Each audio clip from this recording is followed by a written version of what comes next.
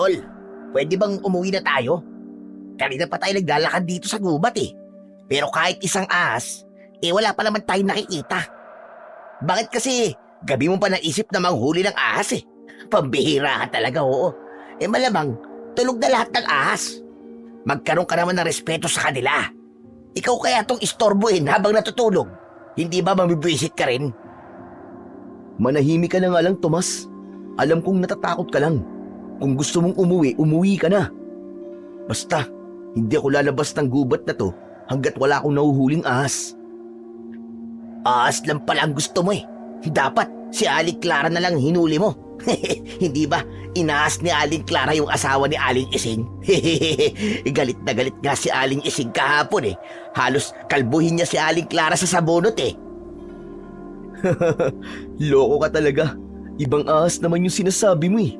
Ahasan yun ng asawa. Hindi ko maibibenta ang ganong klase ng ahas kay Lolo Milan. Kung hindi ko lang talaga kailangan ng pera para pambili ng gamot ni nanay, hindi ako sasama sa isa panguhuli ng ahas eh. Hindi ko alam kung paano mo nakakayanang magpunta rito sa gubat ng ganitong oras. Diyos ko, nakakatakot. Kinikilabutan ako eh. Pakiramdam ko lahat ng engkanto, duwende, kapre at tikbalang nakatingin sa atin, Cardo. Natatakot na talaga ako. Kapag kasi nag-iisip ka ng kung ano-ano, matatakot ka talaga. Ganun talaga mangyayari. Saka, Tomas, sa tagal ko nang nanguhuli ng ahas dito sa gubat, kahit dulo ng kuko ng engkanto, wala pa akong nakikita. Di sana, matagal na akong kinuha ng mga elemento kasi halos gabi-gabi ako nandito, di ba? Kung meron mang ganun sa gubat na to, paniguradong wala na ako ngayon. Ako? Kapag may kumuhang elemento sa akin, isasama na lang ako sa kaharian nila. Hindi ba ang sabi ni Lolo Milan ay puro ginto daw sa kaharian ng mga diwata at engkanto? Doon na lang ako habang buhay. Magpapakahayahay talaga ako doon. Ayoko na dito sa Earth. Puro problema na lang dito eh. Sa tingin mo ba, mapapakinabangan mo mga ginto na lang doon? Walang sanglaan doon, tanga. Saka ang sarap mabuhay dito sa mundo, no? Hindi ko pa rin ipagpapalit ang buhay rito sa baryo natin, sa mundo ng mga maligno at engkanto. Tahimik ang buong kagubatan ng gabing yon. Habang naglalakad kami ng matalik kong kaibigan na si Tomas. Ang panghuhuli ng iba't ibang uri ng ahas ang kabuhayan ko. Madalas ay ibinibenta ko sa palengke ang karne ng ahas o hindi naman kaya ay sa albularyo na si Lolo Milan. Kinukuha kasi ni Lolo Milan ang kamandag ng mga ahas dahil ginagamit niya yon na sangkap sa mga gamot at ginagawa niya. Ang akala ko ay mag-isa lang akong pupunta sa gubat ng gabing yon. Pero bago ko umalis kanina sa bahay, ay biglang dumating si Tomas. Nakiusap siya sa akin na isama ko siya sa panghuhuli ko ng ahas dahil kailangan niya ng pera para sa gamot ng nanay niya. Siyempre, bilang isang mabuti at matulunging kaibigan, ay pumayag ako. Pero parang gusto ko nang magsisi na isinama ko pa si Tomas dahil masyado siyang matatakutin. Hindi tuloy ako makapag-concentrate sa paghahanap ng ahas nang dahil sa kanya. Sa gitna ng aming paglalakad ay humuni ang isang kwago. Nagulat ako nang biglang kumapit sa braso ko si Tomas na para siyang isang unggoy na naglalambitin sa baging. Cardo! Cardo, ano yun? Aswang ba yun? Parang huni yun ang manananggal ah. Ano ka ba naman? Bitiwan mo nga ako, Tomas. Ano bang manananggal ang pinagsasasabi mo? Sa dami ng puno sa gubat na to, sa tingin mo ba ay may manananggal na magtatangkang lumipad-lipad dito? Walang mangyayari sa kanya. Sasabit lang siya sa mga sanga ng puno. Kung hindi yun manananggal, ano yun? Naku po, baka tik-tik. Tol, umuwi na talaga tayo. Baka dito pa tayo mamatay eh. Hindi tayo mamamatay. Sa gutom tayo mamamatay kapag umuwi tayo walang huling ahas. Saka sige, uuwi tayo. pero wala kang pambili ng gamot ng nanay mo. Ano, gusto mo ba yun, ha? Wago lang yun, Tomas. Wago lang. Pambira ka. Baka nga sa'yo pa yun matakot kapag nakita ka eh. Aakalain niya na isa kang aswang. Wow! Grabe kung makapaglait ha. E di ikaw na ang gwapo. Bakit? Gwapo naman talaga ako ah. Saka pwede ba? Tumahimik ka na ang ingay-ingay mo. Dahil sa'yo nabubulabog ang mga ahas eh. Kaya hanggang ngayon, wala pa rin tayong nauhuli. Sa awa ng Diyos, ay tumahimik na si Tomas. Doon ko na itinuon ang aking atensyon sa paghahanap ng ahas. Isang butas sa ilalim ng malaking puno ang nakita ko. Inilabas ko ang isang pito na gawa sa kawayan. Ang pito na yon ay pamana pa sa akin ng namayapa kong ama. Kapag pinatunog ang pito na yon, ay lumalabas ang mga ahas sa kanilang pinagtataguan o lungga. Sa tatay ko natutunan ang lahat ng kaalaman ko sa panghuhuli ng mga ahas. Bata pa lang ako ay isinasama niya na ako kapag nanguhuli siya ng ahas. Kaya naman, masasabi ko na naging bihasa ako sa ganung gawain nang dahil sa aking ama. Pinatunog ko na ang pito at hindi nagtagal ay lumabas ang ulo ng isang kobra sa isang butas. Walang takot na dinakma ko ang ulo ng kobra. Mabilis na pumulupot sa braso ko ang katawan ng kobra na yon. Tomas! Tomas! Dali! Yung sako! Buksan mo! Bilis! Teka, sandali lang tol. Baka mamaya matuklaw ako niyan ha. Ikaw pa talaga may ganang matakot ha? Eh ako to may hawak sa ahas eh. Sige na! Bilisan mo na! Eh baka kasi tuklawin ako niyan habang nilalagay mo sa sako eh. Nako, cobra pa naman yan. Isang kagat lang yan. Dedo talaga ako. Anak ng... Ang dami yung sinasabi. Ang daldal mo talaga. Ihanda mo na nga ang sako at tumihigpit ng pagkakapulupot nito sa braso ko. Bilisan mo na! Una. Sandali lang. Binuksan na ni Tomas ang sako at agad kong inilagay doon ang kobra. Kinuha ko kay Tomas ang sako at saka ko tinalian ang butas nun para hindi na makawala ang ahas. Ayos! Ang galing natin, Cardo. Sus, parang ako lang naman na magaling. Walang tayo, Tomas. Uy, huwag mo naman baliwalay ng ginawa ko, no? Ang hirap kayang hawakan yung sako. Tapos may inilalagay kang makamandag na kobra. Oo na. Ang dami mo naman kagad sinasabi. Umalis na tayo dito para maging pera na to. Nauna na akong maglakad kay Tomas habang bitbit ko ang sako. Hindi nagtagal ay nakalabas na kami ng gubat. Dumiretso kami sa kubo ni Lolo Milan. Ako ang kumatok sa pinto at hindi nagtagal ay bumukas yun. Bumungad sa amin ang isang matandang lalaki na medyo may kaliitan at puro puti na ang buhok. Pupungas-pungas siya habang kinukusot ang isang mata. Magandang gabi po, Lolo Milan. Anong magandang gabi? Ha? Hindi mo ba alam na madaling araw na? Ha? Ay, ganun po ba? E di magandang madaling araw po pala. Ano't nangaabala ka nang natutulog ng ganitong oras? May ibibenta po kasi ako sa inyong kobre. Bagong huli po namin to sa gubat ni Tomas. Ang panagsimulang manghuli ng ahas niyang si Tomas, eh hindi ba takot yan sa bulate? Grabe naman po kayo sa akin, Lolo Milan. Minsan, hindi ko rin talaga gusto tabas ng dila nyo, no? Huy, tumigil ka na nga. Mamaya hindi pa bilhin tong kobra na to eh. Nagsasabi lang naman ako ng totoo, kaya huwag kang masaktan, Tomas. Tsaka di ba ang sabi ko, kapag madaling araw na, ay sa umaga mo na ako dalhan dito ng ahas. Mangyaring kailangan na po kasi talaga ng pera nitong si Tomas eh. Kaya nga po kahit takot siya sa bulate, sumama siya sa akin sa panghuhuli po ng ahas sa gubat. Mukhang malaki ang pangangailangan nitong si Tomas para sumama sa iyo sa gubat. Wala na po kasing gamot si nanay. Kailangan ko na po agad makabili bukas ng umaga. Aba, bakit kasi ayaw mong ipagamot ang nanay mo sa akin? Malay mo, mapagaling ko siya. Mas gusto po kasi ni nanay sa doktor magpagamot eh. Wala naman po akong magagawa kung yun po ang gusto niya. O siya, sige na. Akin na nga yung ahas. Anong ahas nga pala yan? Cobra po ito, Lolo Milan. Medyo mahaba. Siguro po kalahating dipa ko po.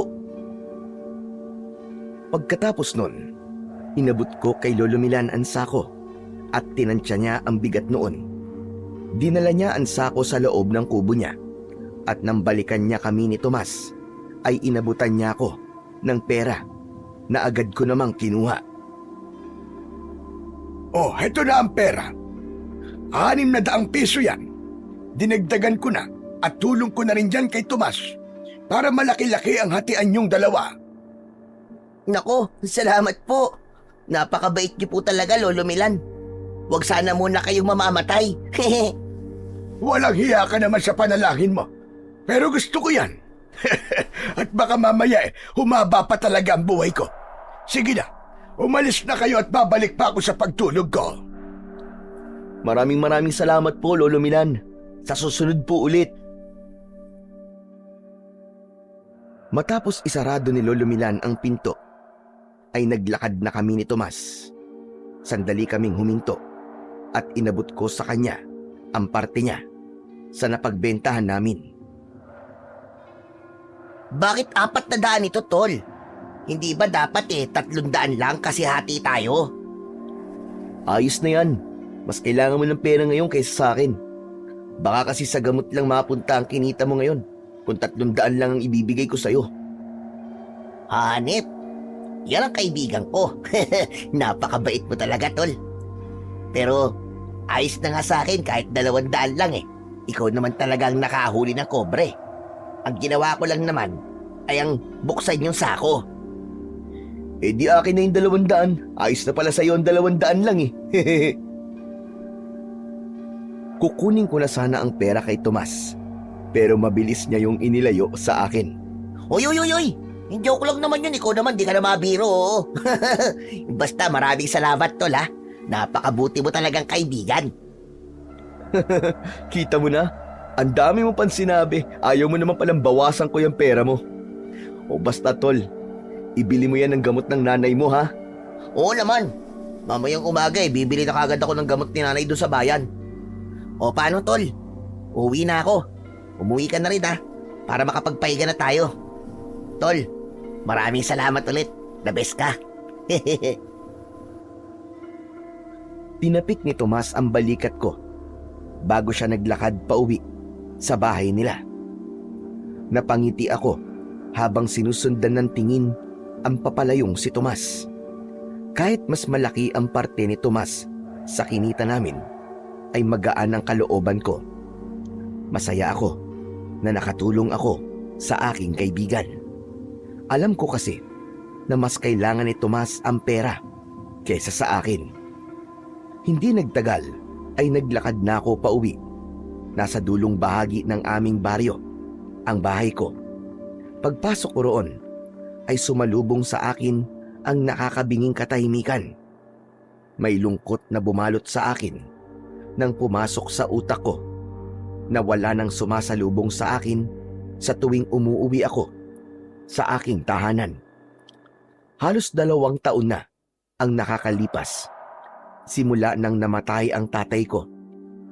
Namatay siya sa gubat kung saan ako nanguhuli ng ahas. Magkasama kami ni tatay na nagpunta sa gubat para manghuli ng ahas. Gabi nang mangyari yun, nagdesisyon si tatay na maghiwalay kami. Hanggang sa buong gabi kong hindi nakita ang tatay ko. Akala ko ay naligaw lang siya, pero kinaumagahan ay natagpuan ko ang bangkay niya. Wakwak ang tiyan niya at puno siya ng kalmot at kagat. Kaya iniisip namin na inatake siya ng mababangis na hayop. Napakasakit para sa akin ng pangyayaring yon, lalo na't si tatay na lang ang kasama ko sa buhay. Sa unang taon ng pagkamatay niya ay nawalan ako ng ganang mabuhay, pero napagtanto ko na hindi matutuwa si tatay kung ganun ang gagawin ko. Kaya nilakasan ko ang aking loob na ituloy ang buhay ko. Nang sumunod na gabi, habang naghahanda ako sa panghuhuli ng ahas sa gubat, ay muling dumating si Tomas. Aniya ay sasama ulit siya sa akin. Gusto na kasi niyang matutong manghuli ng ahas para mapagkakitaan din niya.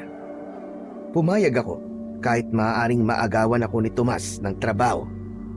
Para sa akin ay malaking bagay na matutulungan ko siya, lalo na't alam ko naman na kailangan ni Tomas ng pera para sa gamot ng nanay niya. Hanggang naglalakad kami sa gubat, ay sinabi ko kay Tomas ang mga dapat niyang malaman sa panghuhuli ng ahas. Salamat talaga, tol ha. Akala ko talaga hindi ka papayag na turuan ako ng trabaho mo na to eh. Wala yun. Ang mahalaga ay magtulungan tayo kasi magkaibigan tayo eh. Basta pag-igihan mo ito kung seryoso ka talaga. Saka hindi pwedeng mahina ang loob mo. Kapag nakakita ka ng ahas, huwag mo nang pakawalan, hulihin mo kaagad. Huwag kang matakot sa kamandag kasi nandiyan naman si Lolo Milan eh. Marami siyang gamot sa kamandag ng kahit na anong ahas. Tandaan mo, kapag nakagat ka ng ahas, ay tandaan mong mabuti ang itsura niya para nang sa ganun mabigyan ka ni Lolo Milan ng tamang pangontra sa kamandag. Nagpatuloy kami sa paghahanap ng ahas sa gubat. Nang makakita ko ng sawa na nasa sanga ng isang puno, ay ipinakita ko kay Tomas ang tamang paraan ng panghuhuli. Nang mailagay ko sa sako ang sawa na halos kasing taba ng braso ko ang taba, ay labis na humanga si Tomas. Grabe ka talaga, tol. Imba ka. Sobrang galing mo talagang manghuli ng ahas. Para kang dumadakma ng uod lang eh. Hindi ka ba natatakot sa tuwing ginagawa mo yon? Hindi na, Tomas. Sanay na ako eh. Saka kapag kinakabahan at natatakot ka, hindi mo mahuhuli ang dapat mong hulihin. Kaya dapat alisin mo ang takot at kaba mo. Sige. Sa susunod na makakakita tayo ng ahas, pwede bang ako muna ang uhuli? Bakit? Kaya mo na ba? Oo naman, kayang-kaya ko no. Pinanood ko kasi ng maigi yung ginagawa mo eh. Huwag mong kakalimutan, sa ulo palagi ang unang hawak para hindi ka matuklaw. Kapag sa katawan o buntot mo kasi unang hinawakan, sigurado tutuklawin ka ng ahas. Ay nako, hindi mo na kailangang ipaalala pa sa akin yan. Ipapakita ko sa'yo kung gaano ko kabilis matuto. Watch me! Nagpatuloy kami ni Tomas sa paglalakad sa gubat upang maghanap ng ahas. Sa tuwing may makakapal na halamanan sa daan, ay hinahawi ko yun gamit ang dala kong itak. Makalipas ang ilang sandali, ay may nakita kong buntot ng ahas na nakalabas sa makapal na halaman. Medyo mataba ang buntot, kaya alam ko na malaking ahas yun. Tinapik ko sa braso si Tomas. Tomas, nakikita mo ba yung buntot ng ahas? Hindi ba ang sabi mo ay ikaw ang uhuli ng sunod na ahas na makikita natin? Diyos ko po, ang taba naman ang buntot ng ahas na yon, Cardo. Pwede bang sa susunod na ahas talaga ko? Pas muna dyan. Parang sobrang laki naman yata dyan. Hindi pa yan kaya ng powers ko. Ano ka ba, Tomas? Hindi ba ang sabi ko sa'yo alisin mo ang takot at kaba mo? Paano ka matututo ng trabaho kung sa malaking ahas takot ka? Pero baka lunukin ako ng buo niyan eh. Huwag kang mag-isip ng negatibo, Tomas. Saka nandito naman ako. Magkasama tayo. Sa tingin mo ba, papayag akong kainin ka ng ahas na yan? Kaya sige na, hulihin mo na yan. Mukhang sawa lang yan. Pwede mo yung ibenta sa palengke kada kilo. Tiba-tiba ka dyan, tol. Talaga? Totoo ba yan sinasabi mo? Oo nga. Kailan ba ako nagsinungaling sa'yo, ha? Kapag naibenta mo yan, baka sure na ang gamot ng nanay mo ng 2 buwan. Okay, sige. Laban. Para sa gamot ng nanay ko. Bilisan mo na at baka mamaya makaalis pa yung sawa. Basta magdahan-dahan ka lang, ha? Tumango si Tomas habang bakas sa mukha niya ang takot. Marahang naglakad si Tomas palapit sa buntot ng ahas na bahagyang gumagalaw. Nakaabang lang ako upang kapag kinailangan ni Tomas ng tulong ay malalapitan ko kagad siya. Pero habang wala pang nangyayari ay hinayaan ko muna siya upang matutunan niya ang panghuhuli ng ahas. Nang nasa tabi na ng buntot ng ahas si Tomas, ay dinakma niya ng dalawa niyang kamay ang buntot nito. Nagsimulang pumiglas ang buntot, pero hindi yung binitiwan ni Tomas. Natampal ko ang aking noo dahil sa ginawa niya. Tol! Tol, ang lakas ng ahas na to! Tol, nalalaban siya! Naku ka! Hindi ba sabi ko sa'yo, ulo muna ang hawakan mo? Hindi ko naman alam kung nasan yung ulo niya eh. Nasa loob siguro ng halaman. Kailangan ko siguro siyang hilahin para makita ko yung ulo. Anak ng teteng, oo. Delikado yung ginagawa mo eh. Pakawalan mo na nga lang yan. Ayoko, Tol. Hawak ko na eh. Kaya, hindi ko na ito papakawalan. Basta abangan mo yung ulo. Ikaw na bahala. Sinimulan nang hilahin ni Tomas ang buntot. Baka sa mukha niya ang hirap dahil mukhang napakalakas talaga ng ahas na yon. Hanggang sa nagulat kami nang lumabas na sa makapal na halaman ang may-ari ng buntot na yon. Nanlaki ang mga mata namin ni Tomas nang malaman naming hindi yun isang ahas, kundi isang halimaw na parang isang taong bayawak. Ang katawan nun ay parang sa tao, pero ang balat ay sa bayawak. Ang ulo ng halimaw ay may sa bayawak din, pero malalaki ang matutulis nitong mga pangil. Meron yung matutulis na mga kuko.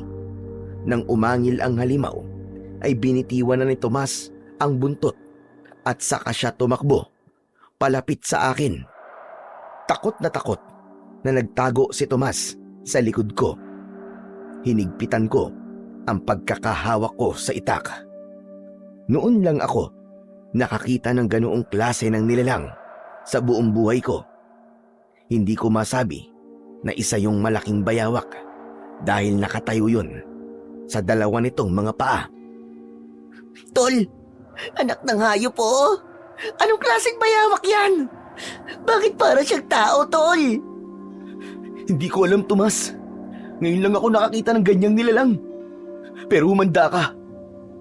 Mukhang di siya mabait. Mukhang kakatayin niya tayo. Hindi talaga mabait yan, Tol. Tignan mo nga, may ganyan bang mabait?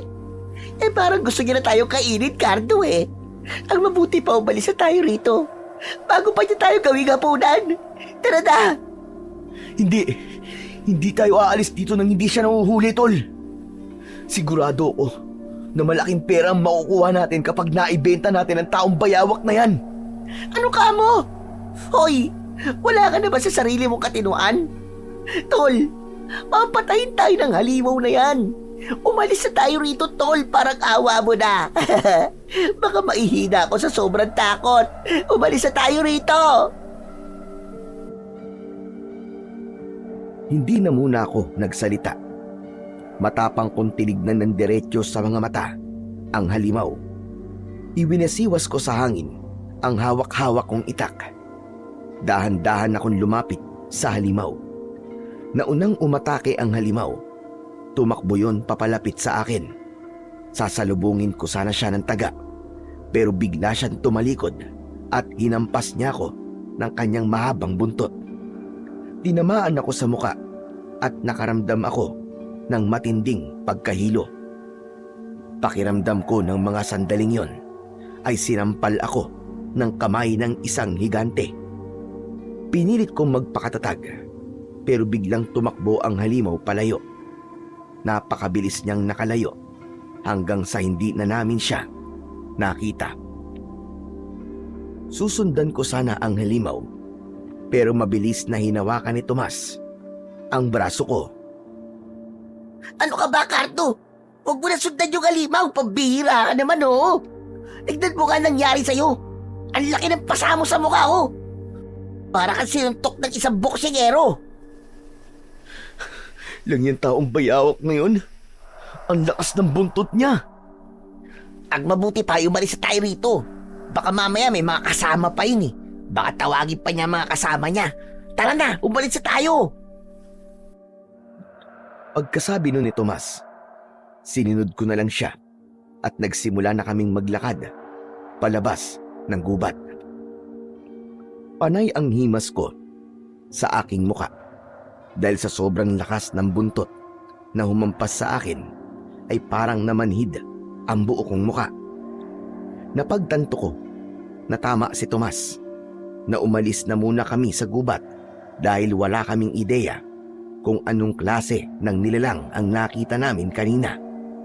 Hindi namin alam kung ano ang kaya nung gawin. Nang nakalabas na kami ng gubat, ay doon na namin medyo binagalan ang aming paglalakad. Grabe, tol. Nakakatakot yung halimaw na nakita natin kanina. Kahit yata matulog ako, ay makikita ko sa utak ko yung itsura niya eh. Nagtataka lang talaga ako, tol. Kung ano bang klaseng halimaw yun. Sa tagal ko na nagpupunta sa gubat na yun, kanina ko lang nakita ang halimaw na yun. Hindi siya malaking bayawak. Nakita mo naman, di ba? Tao ang katawan niya, pero ang balat niya ay sa bayawak. Mabuti na lang talaga at nakaligtas tayo. Anak ng pakiramdam ko, kung sinundan mo pa yon, aba, paniguradong katapusan na natin. Tama ka. Pero bukas na tayo mag-usap, tol. Umuwi na muna tayo. Ako na ang bahalang magbenta nitong sawa sa palengke bukas ng umaga. Dadaan na lang ako sa bahay nyo para ibigay ang parte mo. Ayos? Naku, hindi mo na ako kailangan bigyan ng parte, Chong. Ikaw na lang naman ang nakahuli dyan eh.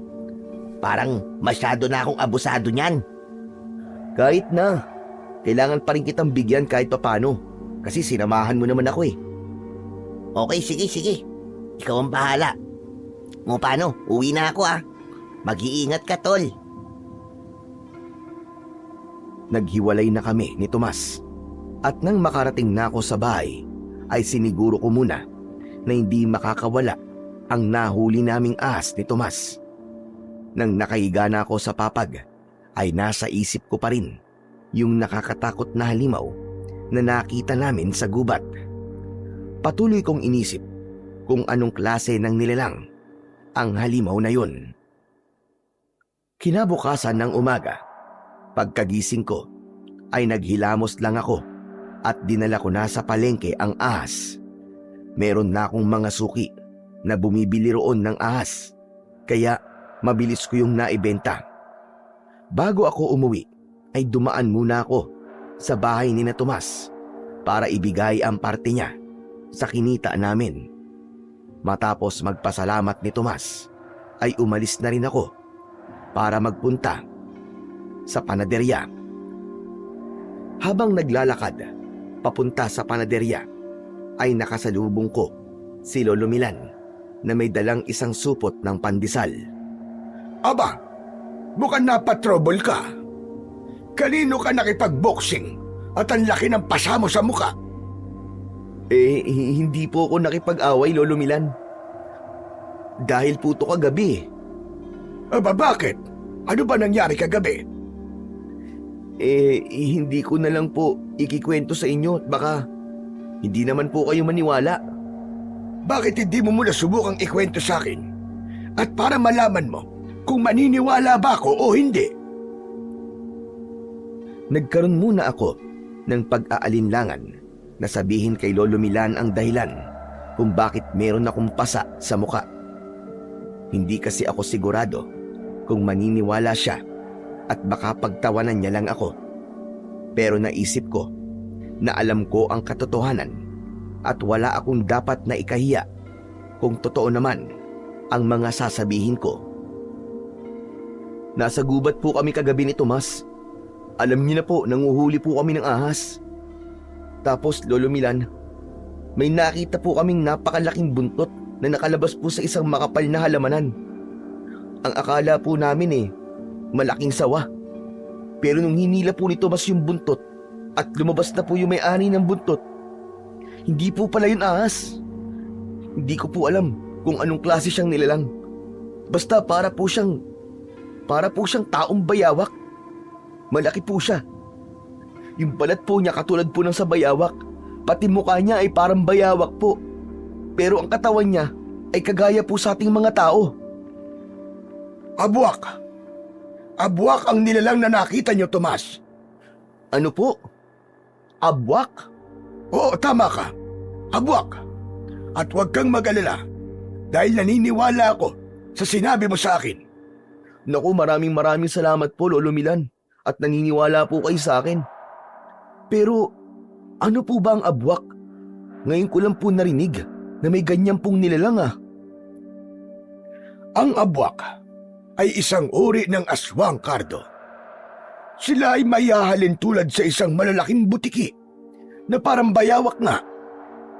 Kumakain sila ng tao at madalas ay naghuhukay sila sa lupa at doon sila nagtatago para mag-abang ng kanilang bibiktimahin. Maswerte kayo at nakaligtas kayo ni Tomas sa abwak na nakita nyo. Diyos ko, hindi ko po akalain na isang aswang pong nakita namin na yun ni Tomas.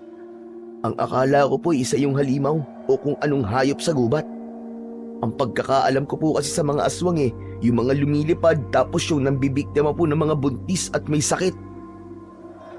Alam mo, Cardo, maraming klase ang mga aswang. Kung iisa-isahin ko silang lahat, ay baka abutin tayo rito ng siyam-siyam. Alam kong maaaring maging masakit para sa'yo ang sasabihin ko. Pero noon pa man ay may hinala na ako na isang aswang ang pumatay sa ama mo. Ayoko nga lang magsalita noon dahil alam kong hindi naniniwala sa aswang ang karamihan sa mga tao dito sa baryo natin. Tsaka baka isipin nila na isa akong baliw, nawawala na sa katinuan. Hindi nga lang ako makapaniwala na isang abwak pala ang aswang na naroroon sa gubat. Sandali akong natigilan sa sinabing yon ni Lolo Milan. Parang biglang bumukas ang sugat ko na matagal nang gumaling. Bumalik sa alaala ko ang itsura ng bangkay ng tatay ko nang nakita ko siya sa loob ng gubat. Nanginig ang katawan ko at nangilid ang aking luha. Cardo, pasensya ka na sa sinabi ko. Kalimutan mo na labang yon. Hindi rin naman ako sigurado sa bagay na yon dahil pwede ring mabangis na hayop talaga ang dahilan ng pagkasawi ng tatay mo. Hindi ko intensyon na gawin kang malungkot ngayong araw. Pero may punto po ang sinabi niyo Maaaring noon pa man ay may adbok na sa gubat at hindi natin yun alam.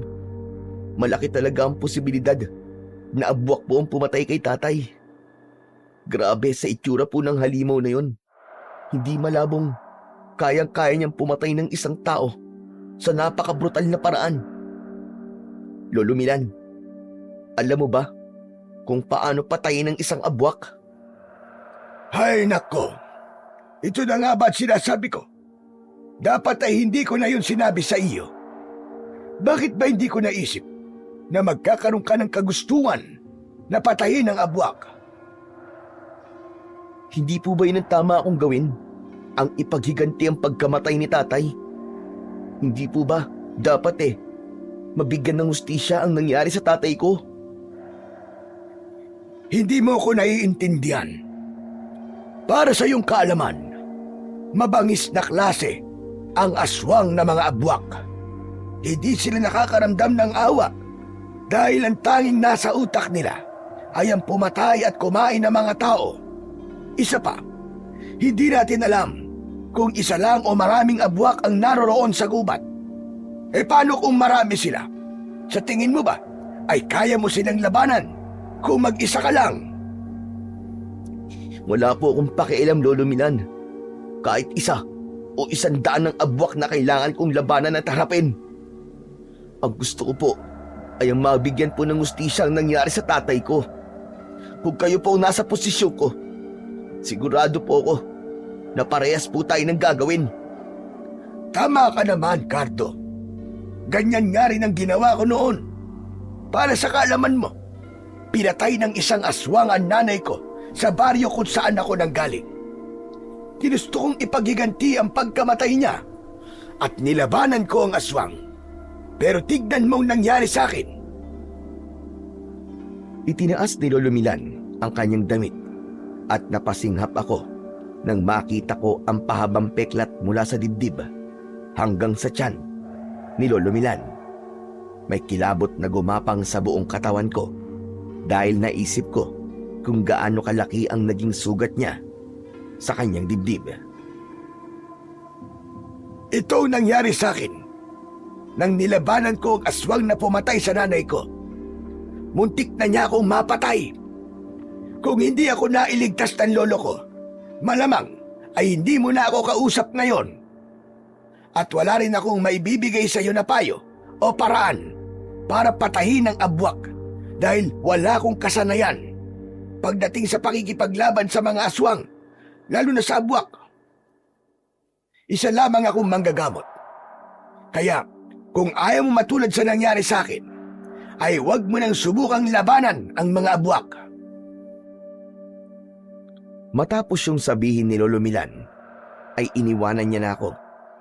Nanatili ako sa aking kinatatayuan kahit mag-isa na lang ako roon. Hindi ako makapaniwala na namatayan din pala si Lolo Milan ng mahal sa buhay nang dahil sa isang aswang.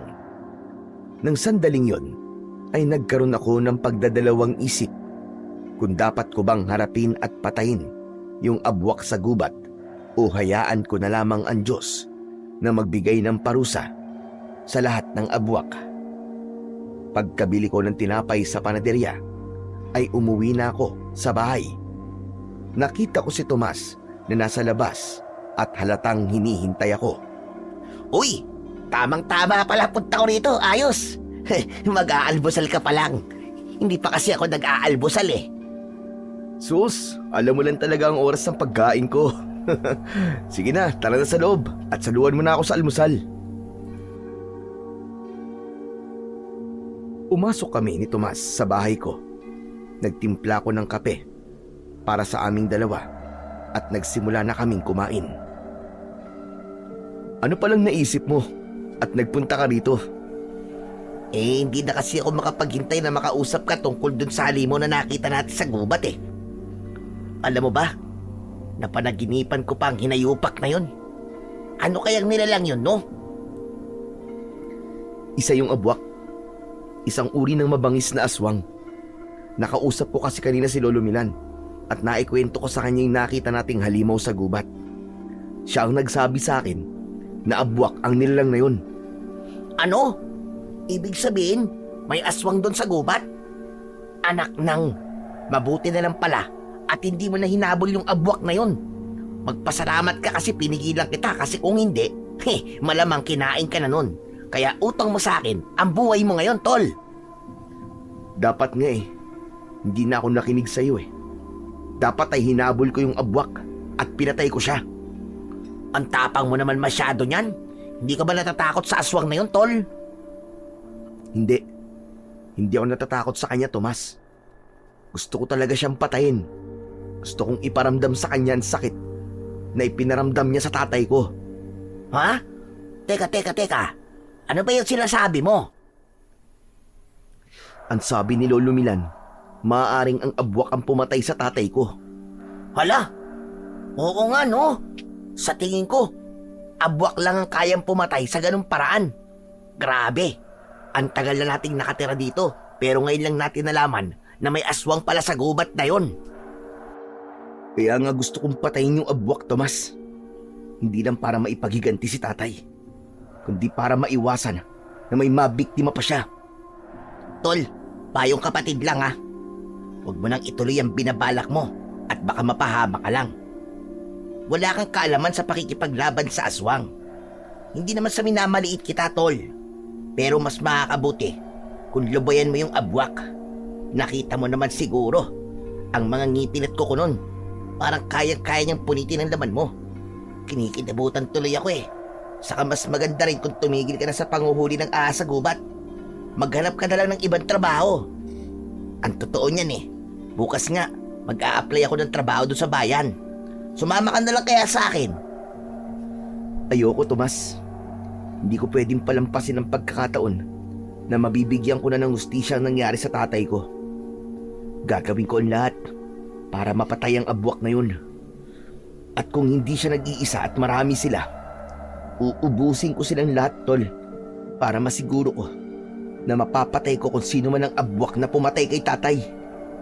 Naiintindihan naman kita, Tol, kung bakit gusto mong gawin yan. Pero isipin mo rin naman ang pwede mangyari sa'yo. Huwag ka magpadala sa galit mo, Tol. Kasi yan ang magpapahamak sa'yo. Wala akong pakialam kahit mapahamak pa ako. Ang gusto ko lang ay maipaghiganti ang tatay ko. Oo nga, nandun na nga tayo. Pero hindi mo alam kung gaano kalakas ang abwak at kung gaano sila kadelikado, Tol. Tsaka hindi ka pusa. Isa lang ang buhay mo. Kaya huwag mong sayangin.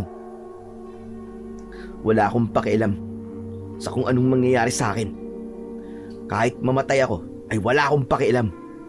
Mas gugustuhin ko pang mamatay kesa mabuhay na nagsisisi dahil hindi ko sinubukang ipaghiganti ang pagkamatay ng tatay ko. Anak ng, makinig ka naman sa akin, Tol, oh. Kahit ngayon lang. Kahit anong sabihin mo, Tomas, hindi mo na ako mapipigilan. Pero, Tol, Huwag mo nang subukan na pigilan ako, Tomas. okay. Kung yan ang gusto mo at nakapagpasya ka na, bahala ka sa buhay mo.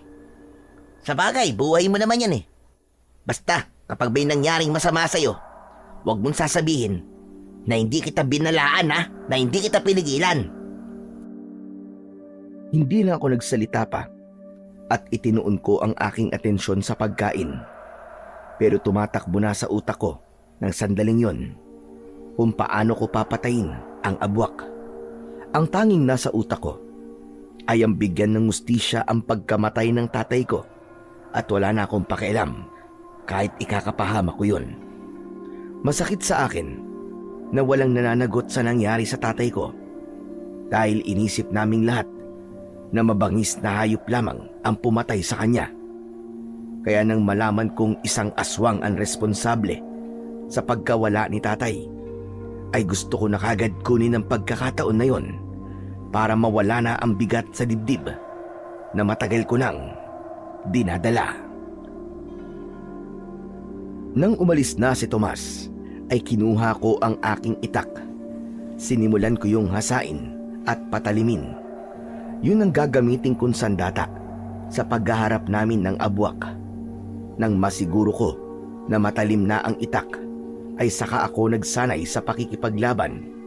Kahit ang totoo ay hindi ko alam ang aking ginagawa.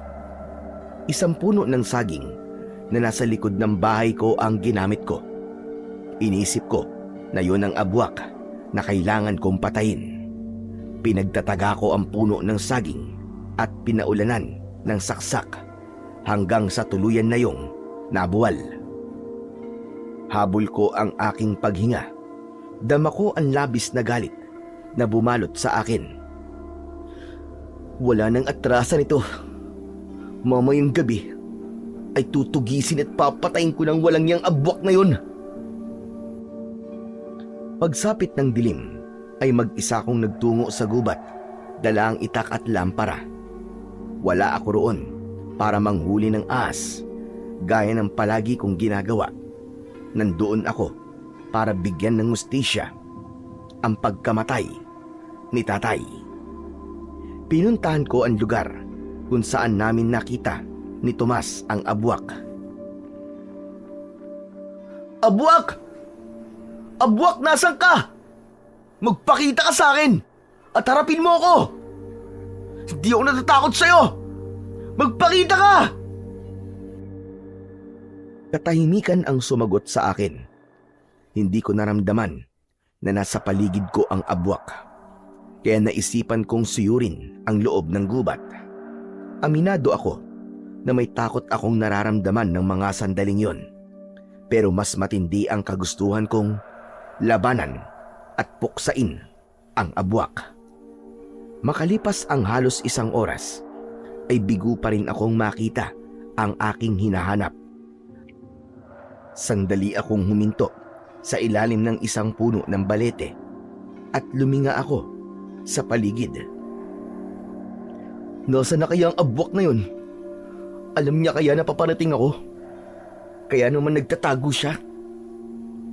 Magpapatuloy na sana ako sa paglalakad nang may naramdaman akong gumagalaw sa itaas ng puno ng balete. Tumingala ako at bahagya kong itinaas ang lampara upang makita ko kung ano yung gumagalaw. Nanlaki ang mga mata ko nang may nakita akong kakaibang ahas na mabagal na gumagapang sa sanga ng puno.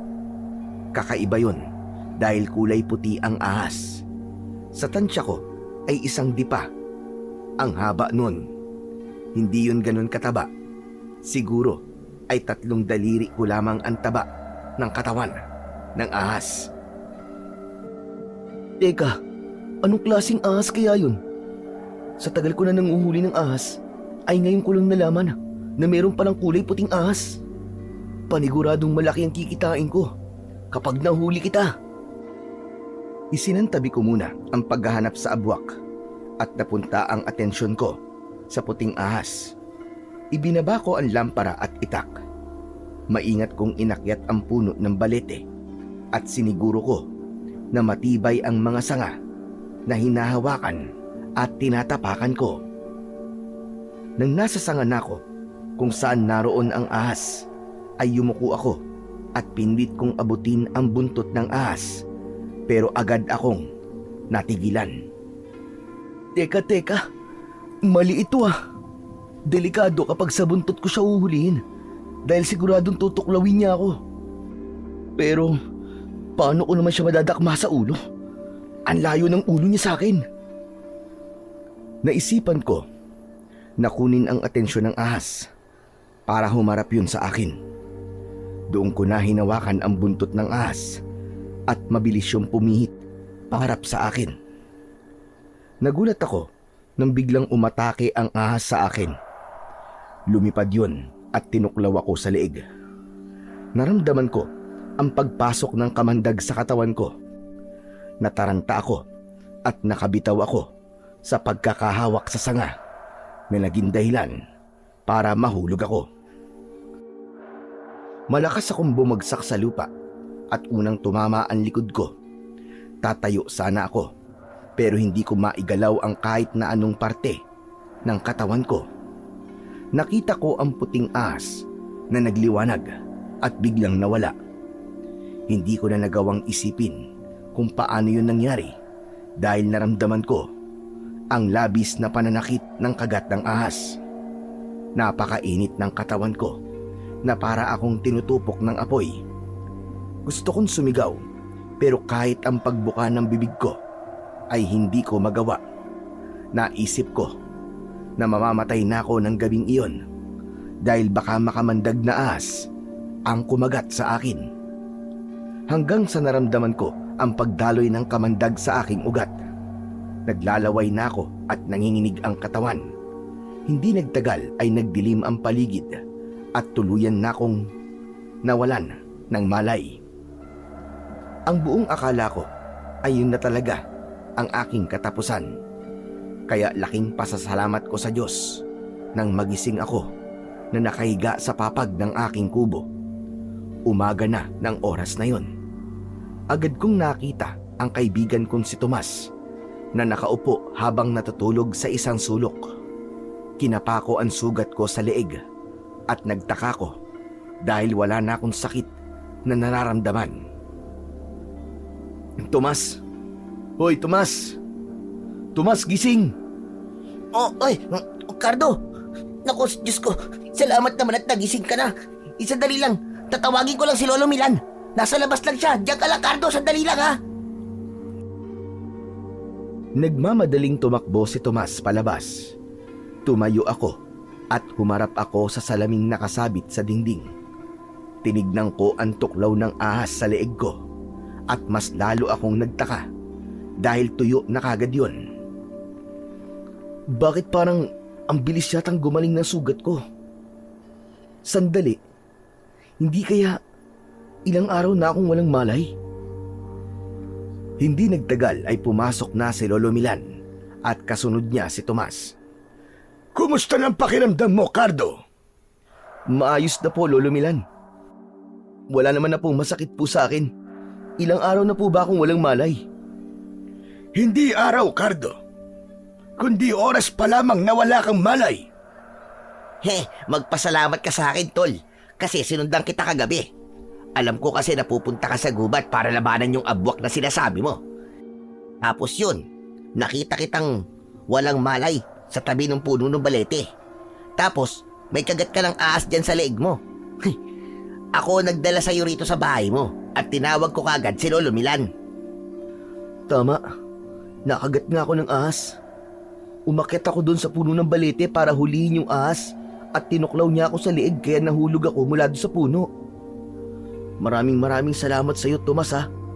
Lolo Milan, salamat din po. Ginamot niyo po ba ako? Gamit po ang mga gamot niyo? Ang ginamot ko lang sa iyo ay ang mga galos mo sa katawan. Pero kung ang tinutukoy mo ay yung tuklaw sa iyo ng ahas ay hindi pa. Hindi kasi kita pwedeng bigyan ng pangontra sa kamandag nang hindi ko alam kung anong klase ng ahas ang tumuklaw sa iyo. Isa pong puting ahas, Lolo Milan. Puting-puti po siya. At wala siyang ibang kulay kundi puti lang. Ano ka mo? Puting ahas? Wala pa yata akong nakikitang puting ahas. Pero wala ka bang nararamdamang kakaiba sa katawan mo? Wala naman po, Lolo Milan. Normal po ang lahat sa akin. Pero nung natuklaw po ako ng ahas, pakiramdam ko po, sinusunog po ang buong katawan ko. Tapos, Lolo Milan, sobrang sakit po nitong sugat ko. Pero tignan niyo po, tuyo na po kagad ang sugat ko. Paano po kaya ito nangyari? Nakapagtataka nga, natuyo na kagad ang tuklaw sa iyo ng ahas. Pero baka kasi walang laso ng kamandag ng ahas na yon. Nataranta ka lang siguro, kaya ganun ang nangyari sa iyo. Siguro nga po. Kung ganun ay uuwi na ako. Tutal mukhang ayos ka naman na. Kung may maramdaman kang kakaiba ay sabihan mo kagad ako. At isa pa, nakikiusap ako sa iyo, Cardo. Tigilan mo na ang pagdanais mong harapin at patayin ang abwak. Masyadong delikado. Tignan mo ang nangyari sa iyo. Hindi lang abwak ang maaaring magdulot sa iyo ng panganib, kundi ang iba't ibang bagay at hayop na nasa loob ng gubat na iyon. Hindi na lang ako nagsalita at nang nakaalis na si Lolo Milan ay nilapitan kagad ako ni Tomas. Ano palang nangyari sa paghahanap mo kagabi sa abwak, tol? Nakita mo ba yung abwak? Hindi. Hindi siya nagpakita sa akin. Habang hinahanap ko yung abwak, ay may nakita akong puting ahas sa puno ng balete. Nang subukan ko siyang hulihin, ay dun niya na ako tinuklaw. Tapos alam mo ba, tol? Matapos niya akong tuklawin, ay bigla siyang nawala. Para bang naglaho siya na parang bula. Iniisip ko tuloy baka engkanto yung ahas na yon kasi nandun siya sa puno ng balete. Hindi ba ang sabi-sabi ng matatanda ay tirahan daw ng mga elemento ang puno ng balete? Talagang pinaghinalaan mo pang engkanto yung ahas, ha? Malamang nagdidelirio ka ng mga oras na yon kaya inakala mo na nawala siya. Baka ganun ang epekto ng kamandag ng ahas na yon. Magpasalamat ka na lang talaga, Cardo, at buhay ka pa ngayon. Oh, ano na nga palang plano mo? Ganun pa rin. Hahanapin ko pa rin ang abwak. Hindi ako titigil hanggat hindi ko siya napapatay. Anak ng teteng, oo. Hindi mo ba narinig yung sinabi sa'yo ni Lolo Milan? Masyadong delikado yung ginagawa mo. Baka yan pa maging dahilan ng kamatayan mo eh. Napag-usapan na natin ang tungkol sa bagay niyan, Tomas. Alam mo naman siguro kung gaano ko kagustong bigyan ng hustisya ang nangyari sa tatay ko. Naku, bahala ka na nga. Ayoko na sumakit ang ulo ko sa pagpigil sa kung anong gusto mong gawin. O siya, paano? Uwi na rin muna ako sa amin at kagabi pa ako hindi umuwi. Paniguradong nag-aalala na si nanay sa akin. Sige tol, walang problema. Maraming salamat pala ulit sa pagtulong mo sa akin, ha. Matapos yun, ay umalis na si Tomas. Nang mag-isa na lang ako, ay inisip ko ang nangyari kagabi. Napahawak ako sa sugat ko sa leeg. Sa totoo lang, hindi pa rin ako makapaniwala na buhay pa ako ng sandaling yun. Sa kabila ng hindi magandang nangyari sa akin nung nakaraang araw, ay hindi pa rin nawala ang kagustuhan kong patayin ang abwak. Dahil normal na ang pakiramdam ko, ay muli akong nagsanay ng mag-isa. Siniguro ko na magiging handa ako sa sandaling magharap na kami ng abwak hanggang sa sumapit na ang dilim. Pagkatapos kong maghapunan, ay nagpahinga ako saglit at naghanda na ako sa muling pagpunta ko sa gubat para hanapin at patayin ang abwak. Hindi nagtagal ay nasa loob na naman ako ng gubat, dala ang aking itak at lampara. Naging maingat na ako dahil baka makita ko ulit yung puting ahas. Hindi na ako pwedeng matuklaw ng pesting ahas na yun dahil mawawala na naman ako ng malay. Kapag nangyari yun, mauunsyamin na naman ang paghahanap ko sa abwak. Habang naglalakad ako, ay may napansin akong gumagalaw na anino sa aking unahan. Bigla akong kinabahan kahit wala akong ideya kung sino o ano ang nagmamay-ari ng anino na yon. Naging maingat ako sa aking paghakbang. Siniguro ko na wala akong matatapakan na kung ano na magiging dahilan para lumikha ako ng ingay. Nang malapit na ako sa anino, ay nagtago muna ako sa likod ng isang puno. Huminga ako ng malalim at saka ako sumilip. Nagimbal ako nang makita ko na abwak ang nagmamay-ari ng aninong yon. Mas lalo akong nagimbal dahil meron siyang nilalapa na isang lalaki na sa tingin ko ay wala ng buhay. Sandali akong natigilan dahil yun ang unang beses na may nakita akong taong kinakain ng isang aswang. Inisip ko na hindi ako maaaring pagharian ng takot. Kailangan kong kumilos bago pa mawala ang abwak. Kaya kahit hindi ako sigurado sa sasapitin ko sa gabing yon, ay lumabas ako sa aking pinagtataguan at walang babala kong sinugod ang abwak. Bago pa man ako makalapit sa abwak, ay nakita niya na ako. Galit na galit siyang umangil sa akin. Sinalubong niya ako habang nakaumang ang matutulis niyang mga kuko. Dahil sa wala akong kasanayan sa pakikipaglaban, ay hindi ko nagawang iwasan ang kuko ng abwak. Bumaon yun sa dibdib ko at lumikha yun ng mahabang sugat. Sandali akong lumayo sa abwak. Ramdam na ramdam ko ang hapdi ng aking sugat sa dibdib. Hindi ako natatakot sa'yo. Ikaw ang pumatay sa tatay ko. Kaya kailangan mo magbayad. Sisiguraduhin ko na mapapatay kita ngayong gabi. Muling umatake ang abwak. Hindi ako umalis sa aking kinatatayuan at inihanda ko ang sarili ko. Nang malapit na ang abwak, ay bigla niya akong sinunggaban. Sa bilis ng galaw niya, ay hindi ko man lang nagawang iangat ang aking itak. Natumba ako at pumaibabaw ang abwak sa akin. Tatagain ko sana siya, pero mabilis niyang nahawakan ang aking magkabilaang braso. Hindi maaari! Hindi mo ako mapapatay! Hindi ako papayag! Humanda ka sa akin! Kapag nakawala ako dito, tatagtarin kita ng pinong-pinong hayop ka! Nagpumiglas ako sa kagustuhan kong makawala, pero walang laban ang lakas ko sa lakas ng halimaw na abwak. Hanggang sa unti-unting lumapit ang nakanganganyang bibig sa akin. Tumulo ang malapot na laway ng abwak sa mukha ko. Hayop ka! Nakakadiri ka! Ang baho ng laway mo! Masahol pa sa imbornal! Naisip kong gantian ng abwak sa paraang alam ko. Mabilis akong nag-ipon ng laway sa loob ng aking bibig at saka ko yun idinura sa muka ng abwak. Tumama ang laway ko sa gilid ng pisngi ng abwak. Ngumisi ang abwak at nakakaloko nitong dinilaan ang laway ko gamit ang mahaba nitong dila. Napangiwi ako sa ginawa ng abwak.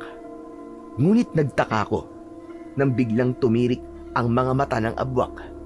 Tumayo siya at naglakad, pero kapansin-pansin na nahihirapan siyang humakbang hanggang sa bumagsak siya at nangisay ang katawan niya habang bumubula ang bibig.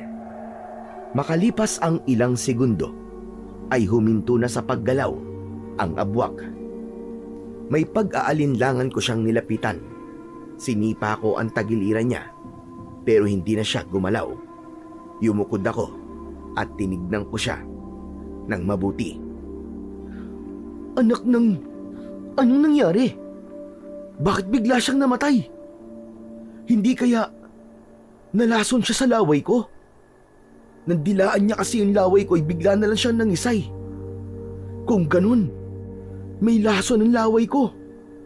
Pero, paano nangyari yun? Naguguluhan akong napaatras. Nagulat ako nang bumangga ang likod ko sa isang tao. Mabilis akong humarap at aatakihin ko sana ang taong yun gamit ang itak. Pero natigilan ako nang malaman na si Tomas yun. Tol! Teka, ako to! Huwag mo naman akong tatagain, pambihira ka, oo. Magkaibigan tayo. Kala ko kung sino. Tomas naman, nakakagulat ka. Bakit ka kasi bigla-bigla na lamang lumilitaw? Sinundan kasi kita. Tapos, nakita ko na pinatay mo yung abwak. Pwede bang ibaba mo na yung itak mo? Pambihira ka, kinikilabutan ako sa'yo eh. Ay, sorry. Pasensya ka na, tol. Akala ko kasi abwak ka eh. Wow, ha?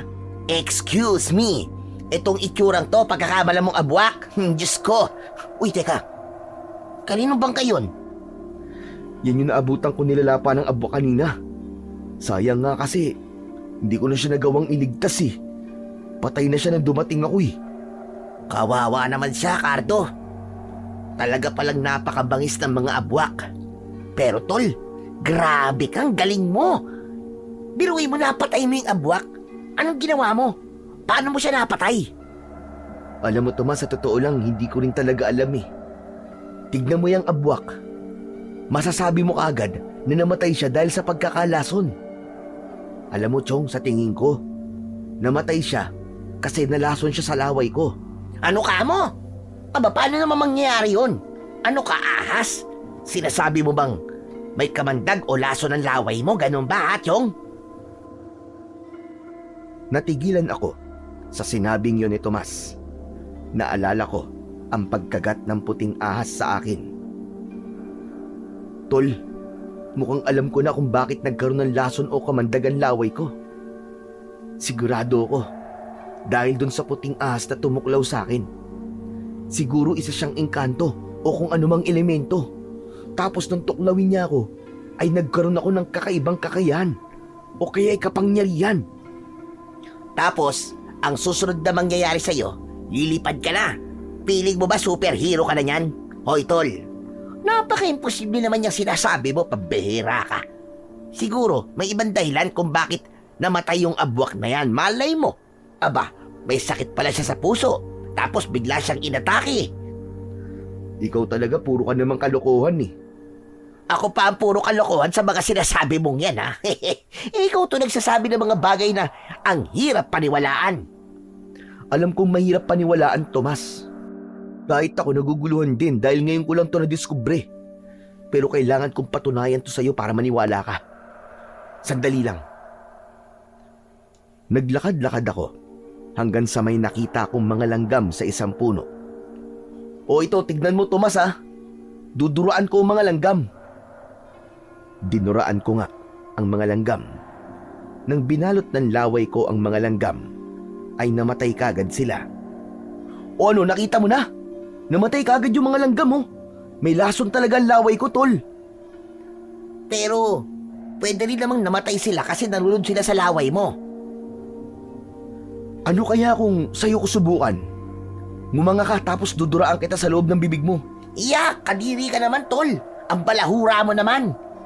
Ay, sa bagay. Hindi ko pwedeng gawin yun sa'yo kasi mamamatay ka panigurado. Diyos ko, ano po ba nangyayari sa kaibigan ko? Nakapatay lang siya ng abwak para na po siyang nababaliw. Uy, ano ka ba? Hindi ako nababaliw, Tomas, no? Sige nga, paano may papaliwanag na bigla na lang namatay yung abwak pagkatapos ng dilaan yung laway ko? Aba malay ko, basta nakita ko lang na sinunggabang ka ng aswang. Tapos nang tumayo siya ay para ba siyang nanghina. Tapos yun, bigla na siya namatay. Kaya nga dahil dinilaan niya ang laway ko na may lason o kumandag. Nako, oo na. Kung yan ang gusto mong paniwalaan ay bahala ka na sa buhay mo. Ang mabuti pa ipuntahan natin si Kapitan para ipaalam sa kanya na may patay dito. Saka para malaman nila na ikaw ang pumatay sa abwak na yan. Meron ka rin palang sugat. Kailangan magamot yan. Sige.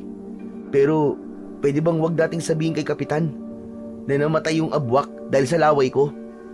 Bakit naman? Akala ko ba sigurado ka na dahil sa laway mo kaya namatay ang abwak? Baka kasi matakot ang mga tao sa akin Baka isipin nila na may kakaiba sa akin. Alam mo naman ang mga tao dito, di ba? Kapag nalaman nila na may kakaiba kang kakayan, ay kung ano na ang iisipin nila kagad sa'yo. Para namang sigurado ka talaga na ang laway mo pumatay doon sa abwak. Pero sige na nga. Tumatagal na tayo rito Tara na. Magkasama kaming lumabas ni Tomas ng gubat at dumiretso kami sa bahay ng kapitan sa aming baryo. Ipinaalam namin kay Kapitan ang nangyari at agad siyang nagpatawag ng mga tanod na sasama sa amin sa pagbalik sa gubat. Pagdating sa kinaroroonan ng bangkay at ng abwak ay nagimbal sina Kapitan at ang mga tanod sa kanilang nakita. Hindi sila makapaniwala, lalo na sa abwak na walang buhay. Ako ang nagpaliwanag kina Kapitan kung ano ang abwak base sa sinabi sa akin ni Lolo Milan. Nalaman din namin na ang naging biktima ng abwak ay nakatira pala sa ibang baryo. Kinabukasan ay mabilis na kumalat sa baryo namin ang pangyayaring yon. Marami ang hindi makapaniwala na may aswang pala na nagtatago sa gubat sa baryo namin. May ilan din na humanga sa akin dahil nagawa kong patayin ang abwak. Pero sa kabila ng lahat, patuloy pa rin akong nagtataka kung tama ba ang hinala ko na ang laway ko ang dahilan kung bakit namatay ang abwak. Isang umaga, bumisita si Lolo Milan sa bahay ko habang nagsisibak ako ng kahoy. Nakarating na sa akin na nakapatay ka raw ng abwak. Totoo po yun, Lolo. Napakasaya ko po kasi sa wakas ay naipaghiganti ko po ang nangyari sa tatay ko. Magaan na po ang pakiramdam ko ngayon dahil alam kong nakuha na po ni tatay ang hustisya na nararapat po para sa kanya. Masaya rin ako na nagtagumpay ka sa gusto mong mangyari, Cardo. Pasensya ka na kung pinigilan kita nung una. Nag-alala lang talaga ako sa pwedeng mangyari sa iyo. Pero pinahanga mo ko. Sa totoo lang, Cardo, hindi ko akalain na magagawa mong patayin ang abwak. Gusto ko sanang malaman kung paano mo yun nagawa. Lolo Milan, hindi ko po alam kung maniniwala po kayo sa akin Pero sa tingin ko po, ay namatay yung abwak dahil sa laway ko. Dinuraan ko po kasi siya sa muka, tapos dinilaan niya po yung laway ko. Pagkatapos po nun, para po bang nalason siya? Sandali, tama ba narinig ko? Nalason sa laway mo yung abwak? Yun nga po ang nakita ko. Pero hindi po ako sigurado, Lolo Milan. Pero kung totoo yan sinabi mo, paano namang nalason ang abwak sa laway mo? Anong meron sa laway mo? Ang hinala ko po kasi ay may kinalaman po yung puting ahas na kumagat sa akin. Sa tingin ko po, Lolo Milan, may wagang ahas yun. Baka po engkanto yun o kung anong elemento. Baka po nang kagatin niya ako ay may naipasya sa akin na kapangyarihan. Siguro po, nakuha ko po ang isa sa mga kakayahan ng ahas at yun po ay ang pagkakaroon ng makamandag na laway. Sandaling natahimik si Lolo Milan. Alam kong pinag-iisipan niya ang mga sinabi ko. Kung totoo yan sinabi mo, ibig sabihin ay maaari mong magamit ang kakayahan mo na yan para makipaglaban sa iba pang mga aswang. Wala na po akong balak makipaglaban pa sa mga aswang, Lolo Milan. Okay na po ako na napatay ko po yung abwak na pumatay po sa tatay ko. Hindi natin alam kung ilan ang abwak na nasa gubat o kung ano pang mga aswang ang naroon. Pero ang importante sa ngayon ay nagawa mo ng ipaghiganti ang tatay mo. At sana, masiguro mo kung totoo nga ba ang kakayahan mo na yan. Tumango ako kay Lolo Milan. Matapos ang aming pag-uusap ay nagpaalam na siya sa akin. Nang mag-isa na ulit ako, ay nag-isip ako ng paraan kung paano ko mapapatunayan kung totoo nga bang may kamandag ang aking laway. Nasa gitna ako ng pag-iisip nang si Tomas naman ang dumating. May dala siyang sako na wala kong ideya kung ano ang laman. Ipinakita sa akin ni Tomas ang laman ng sako at nagulat ako nang malaman na meron doon 2 itim na daga. Oh, bakit may mga dala kang daga? Pambihira ka. Huwag mo sabihin na daga na ang mga hinuhuli mo ngayon kasi takot ka sa ahas, tol. Walang bibili niyan sa'yo. Peste ang mga yan eh. Ano ka ba lamang, Cardo? Ito ang gagamitin natin para malaman natin kung totoo nga na may kamandagang laway mo. Hindi ko gusto yung naiisip mo, ha? Alam kong gusto mong duruan ko yung mga daga. Nakakaawa naman ng mga yan. May buhay din ang 2 yan, tol. Ano ka ba naman? Talagang nakokonsensya ka pa? Nakapatay ka na nga ng abwak. Dapat lang naman kasi sa mga abwak yun eh. Kasi taong pinapatay nila. Pero wisyo tong mga daga sa bahay namin kaya hinuli ko. Galit na galit si nanay sa mga to kasi nga ninangat-ngat ng mga ito ang damit namin. Kaya sige na, tol. Duraan mo na tong mga daga para malaman natin kung totoo nga yung kapangyarihan mo. Sige na nga, para matahimik ka na, saka para mapatunayan ko na tama nga sinasabi ko sa'yo kung bakit nagawa kong patayin yung abwak. Sinilip ko ang 2 daga na nasa sako. May konting konsensya akong naramdaman dahil wala naman silang ginawang masama sa akin para patayin ko sila. Pero alam kong yun ang isa sa mga paraan para malaman ko kung totoo nga ba ang sinasabi ko kay Tomas na may kamandag ang laway ko. Nag-ipon ako ng laway sa loob ng bibig ko at malakas ko yung idinura sa mga daga. Nang lumapat sa mukha ng isang daga ang laway ko, ay agad siyang namatay. Ang isa naman ay dinilaan ang mukha ng namatay na daga at sunod yung namatay. Namamanghang nagkatinginan kami ni Tomas. Totoo nga, tol. Totoo nga. May kamandagang laway mo. Sabi ko naman kasi sa iyo, Tomas eh. Siguro naman naniniwala ka na sa akin ngayon. Ang hirap naman kasi talagang paniwalaan eh. Pero ngayon, naniniwala na talaga ako. Kung ganun, maaaring totoo rin ang sinabi mo na dahil sa puting ahas, kaya ka nagkaroon ng ganyang kakayahan. Yung puting ahas na yun lang talaga ang naiisip kong dahilan kung bakit ako nagkakaganito, Tomas. Simula kasi nung tuklawin niya ako, ay saka lang naman ako nagkaganito eh. Grabe, ang astig mo na, tol. Biruin mo, ikaw lang ang taong kilala ko na may kamandag ng ahas. Magagamit mo yan sa iba pang bagay. Ano kaya kung bumuo tayo ng palabas? Yung ikaw ang papanoorin ng mga tao tapos duduraan mo mga daga para makita ng mga tao na may kamandag ka. Nako, kikita tayo ng malaki kapag pumayag ka, Chong. Loko ka. Ginawa mo pa akong atraksyon sa perya.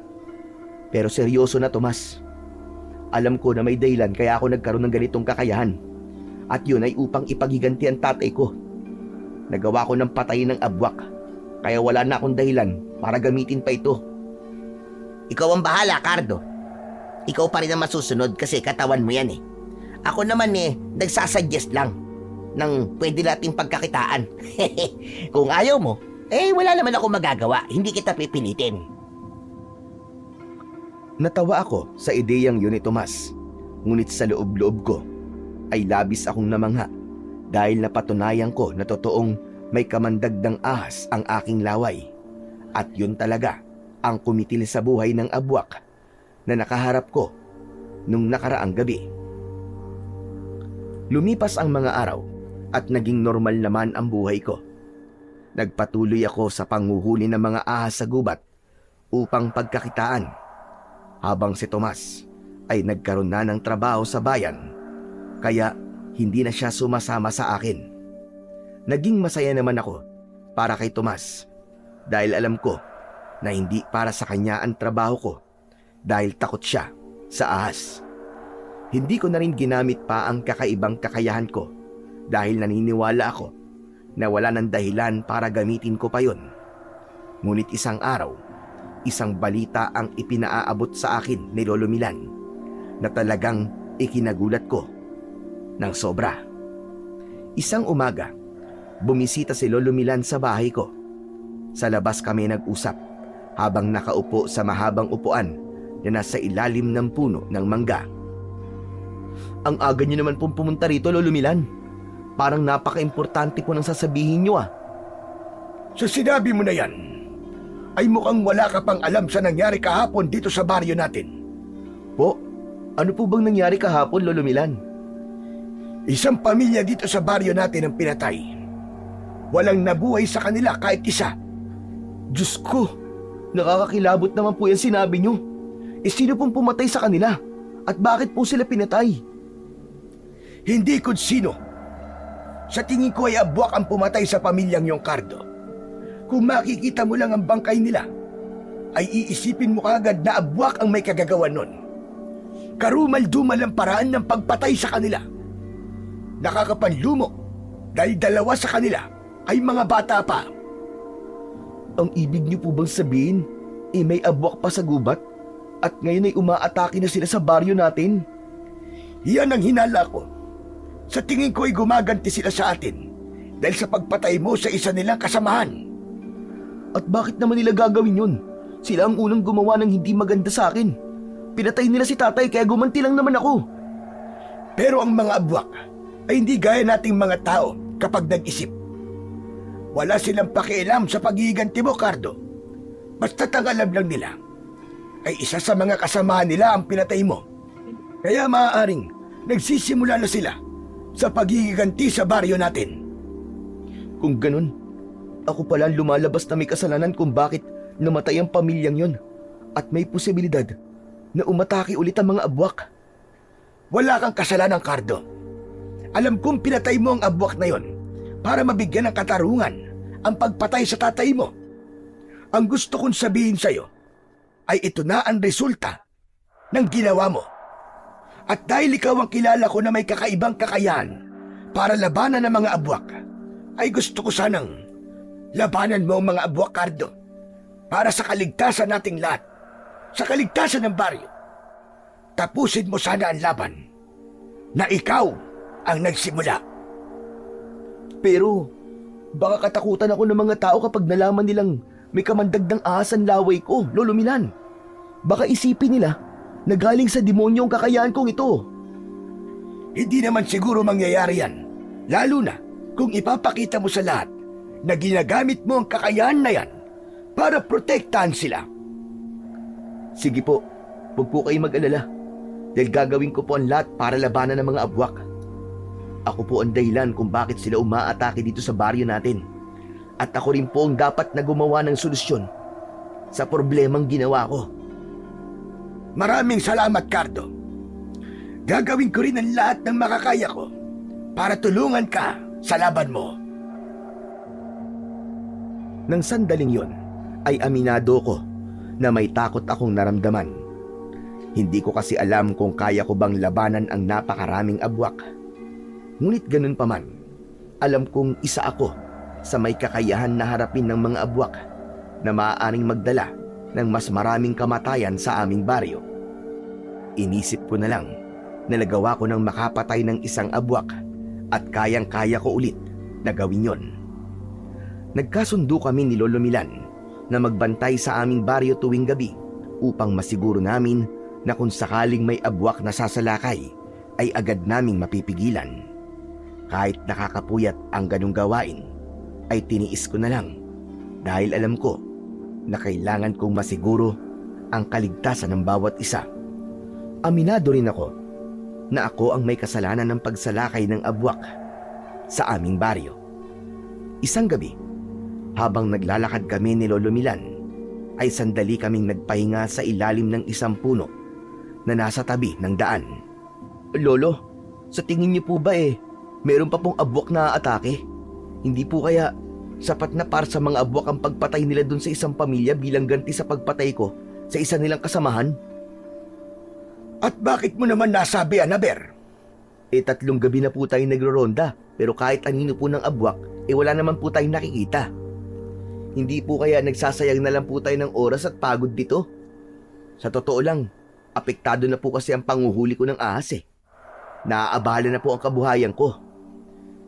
Mas iisipin mo pa ang kabuhayan mo kaysa sa buhay ng mga tao. Hindi sa kinukonsensya kita, ha? Pero alam mong ikaw ang dahilan kung bakit natin to ginagawa. Magpasalamat ka na lang at sinasamahan pa kita kahit pwede namang ikaw na lang ang mag-isang gumawa nito. Pero ginagawa ko to dahil mahal ko ang baryo natin.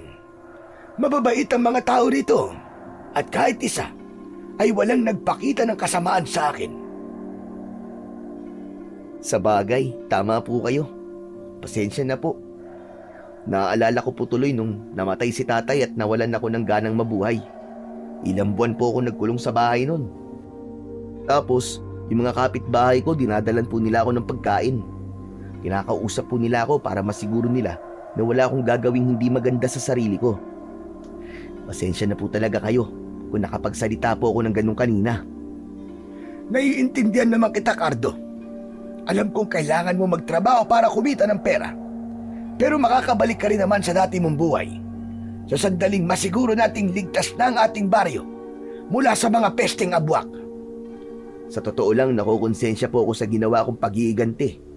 Hindi ko po akalain na ang kagustuhan kong bigyan ng katarungan ng kamatayan ni tatay ay buhay naman ng isang pamilya magiging kapalit. Kaya nga kailangan mong pigilan na wag nang madagdagan ng bilang ng biktima ng mga abwak. Gawin mo ang lahat para bumalik ang kapayapaan sa ating baryo. Marahan akong tumungo sa sinabing yun ni Lolo Milan. Nagpatuloy na ulit kami sa pagroronda at makalipas ang ilang oras ay nagdesisyon na kaming umuwi. Pagkarating ko sa bahay ay agad akong nahiga at dahil sa labis na pagod at antok ay agad akong nakatulog.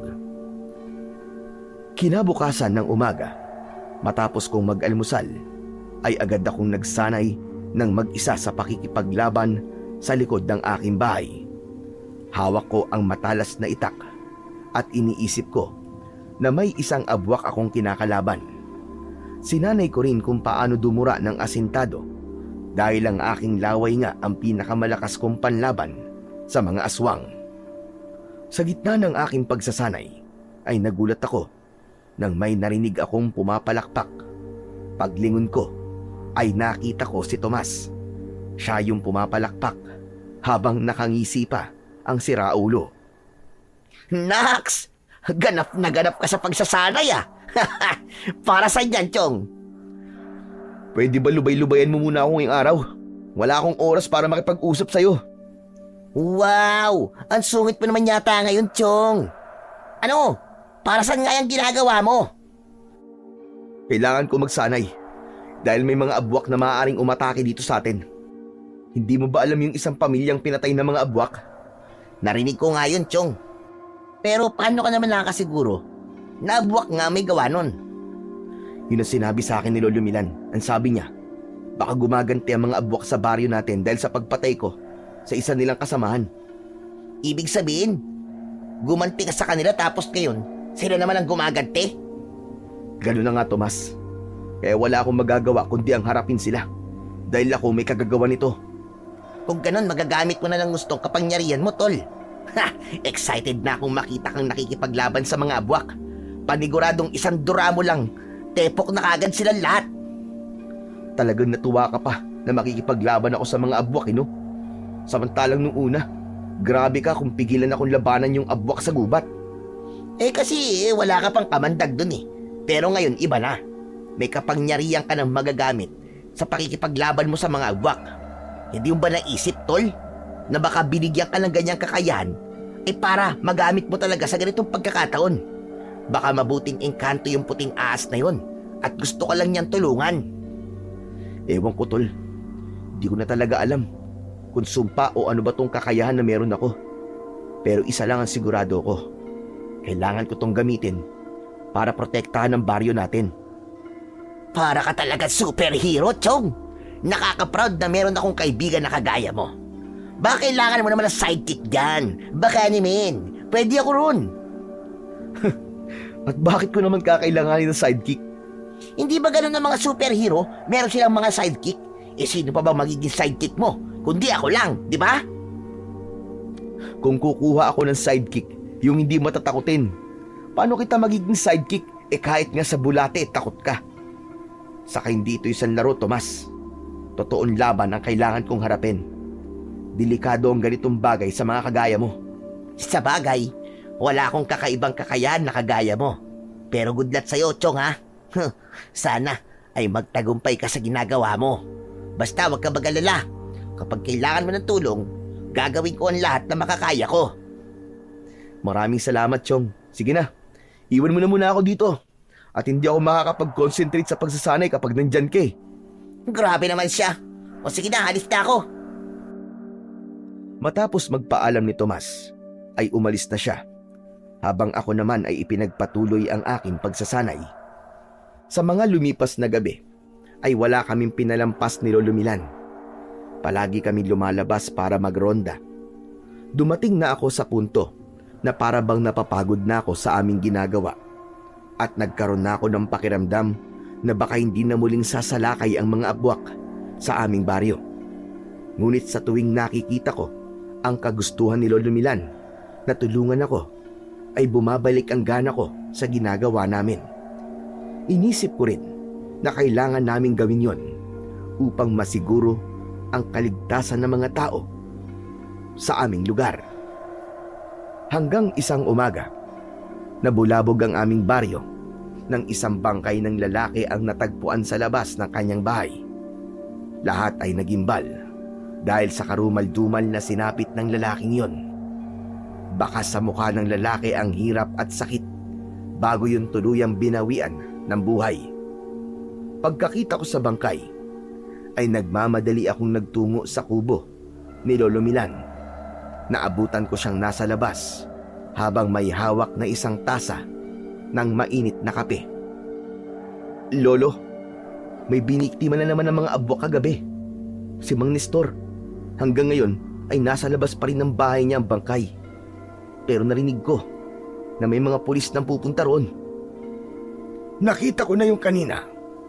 Nakakapanghina na isang buhay na naman ang kinuha ng mga abwak. Pero paano po yun nangyari? Nagronda naman po tayo kagabi ah. Bakit may napatay pa rin po ang mga abwak? Yan ang mahirap kapag wala tayong kaalaman sa pakikipaglaban sa mga aswang.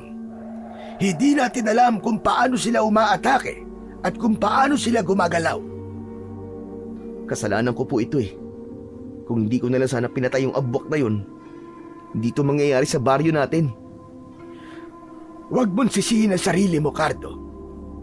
Wala ka na magagawa para baguhin pang nakaraan. Ang magagawa mo na lang ay itama ang iyong pagkakamali.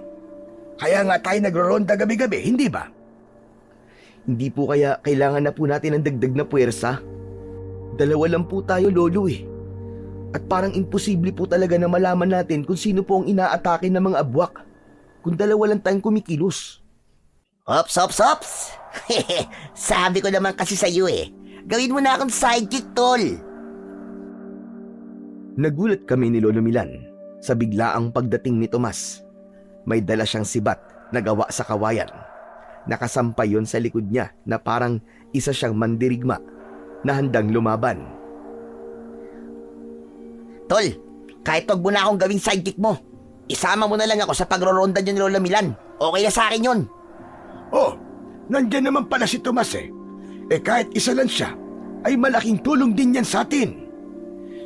Pero, Tomas, matatakot din ka di ba?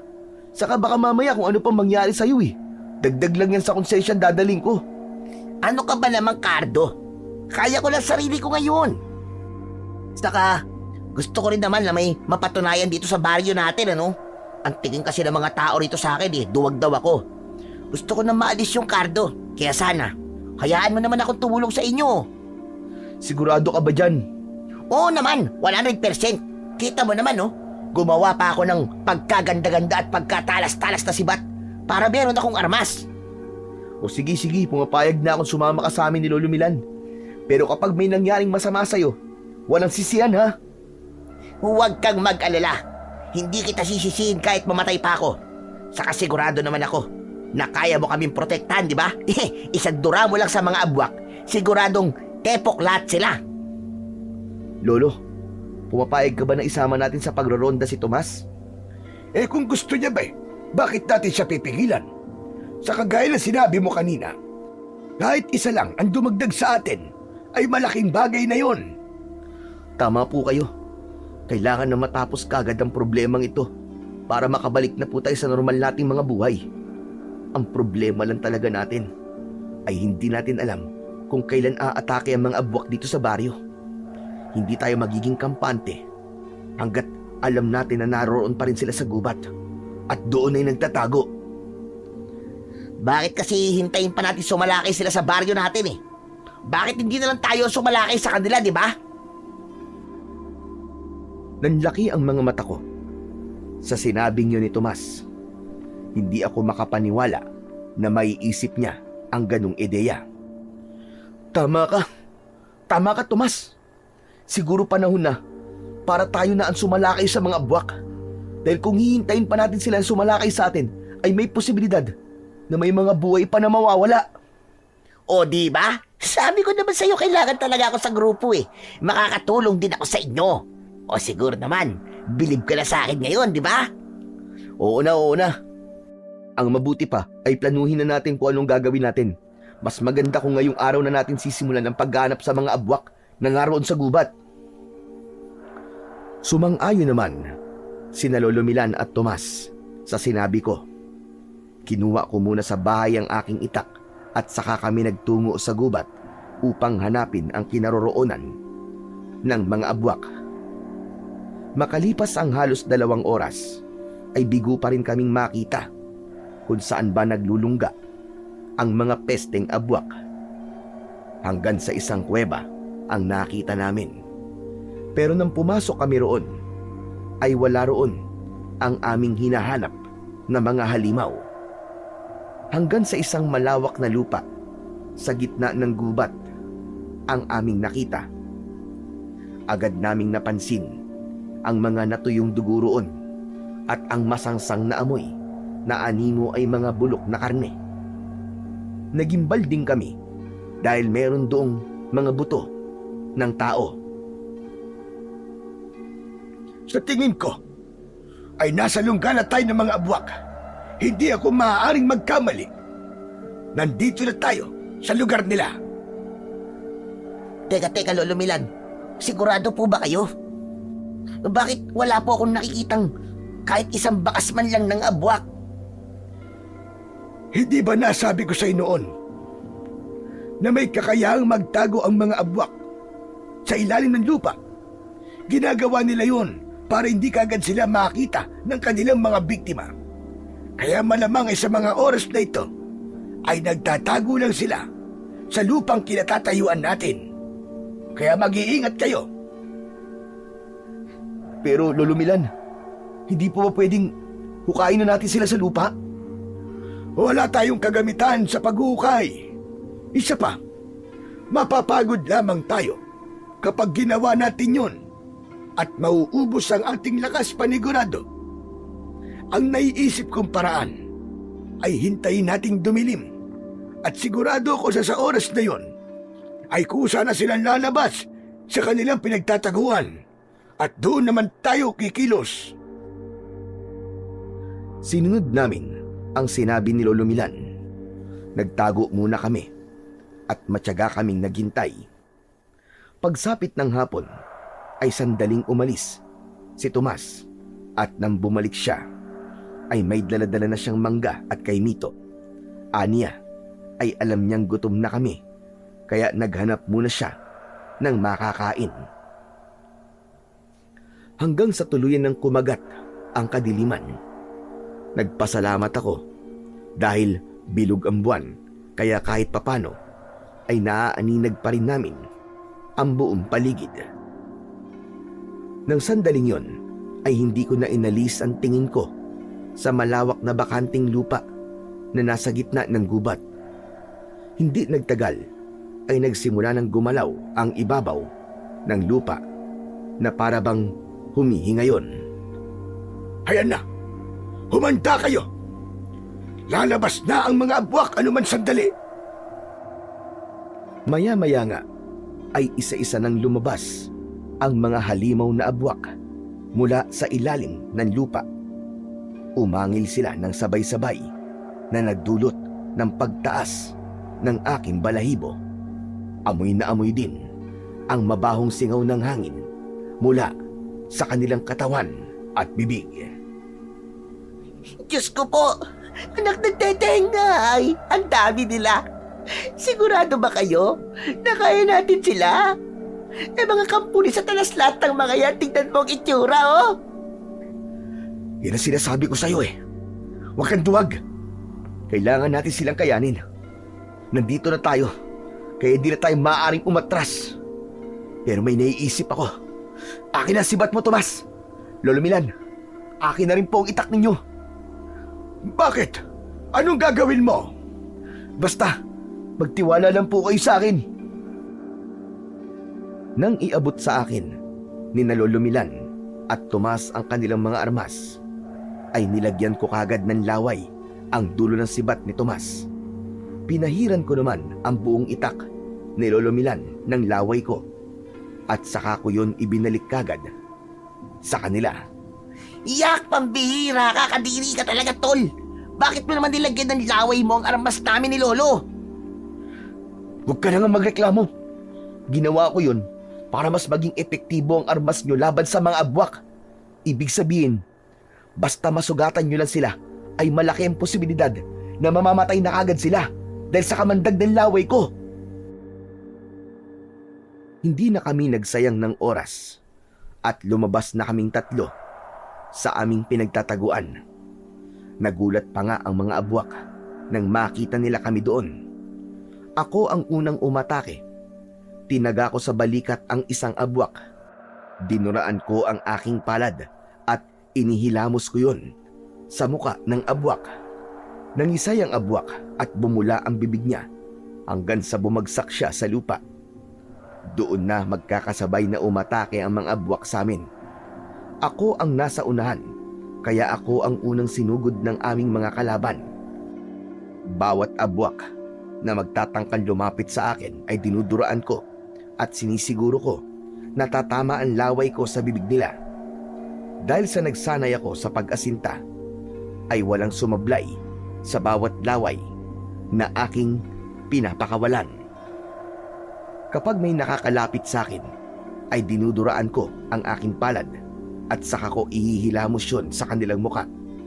May mga pagkakataon din na ginagamit ko ang aking itak upang umatake at dumepensa.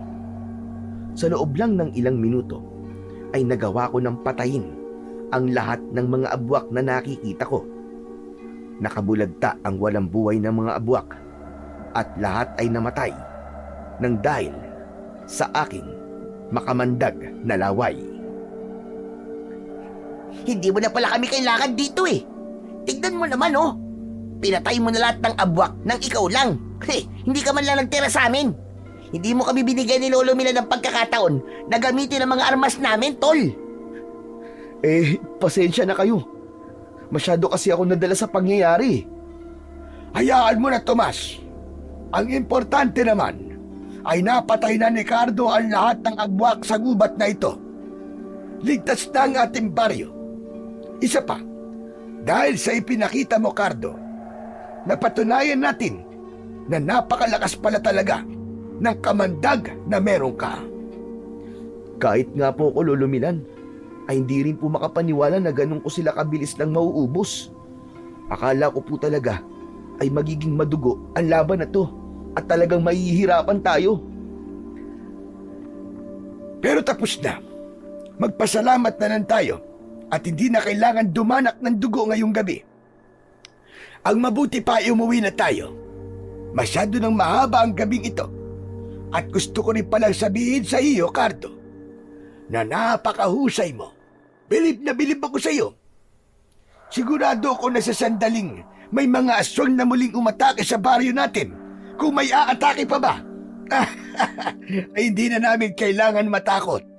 Dahil nandiyan ka, paniguradong magtataas ang kagad ng balahibo ng mga aswang. Marinig pa lamang ang pangalan mo, na si Cardo, ang lalaking may kamandag ng ahas.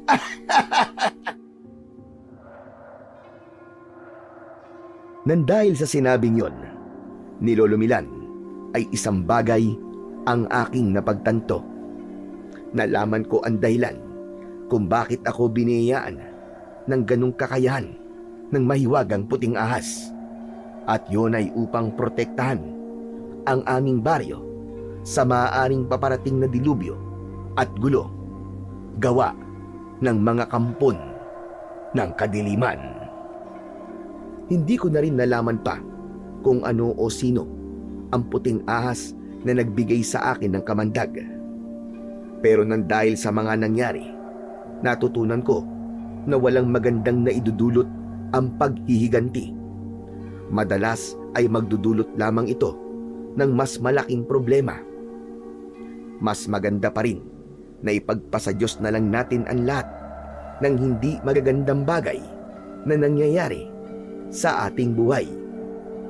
At simula noon, nangako ako sa akin sarili na gagawin ko talaga ang lahat upang panatilihin ang kapayapaan at katahimikan sa aming lugar.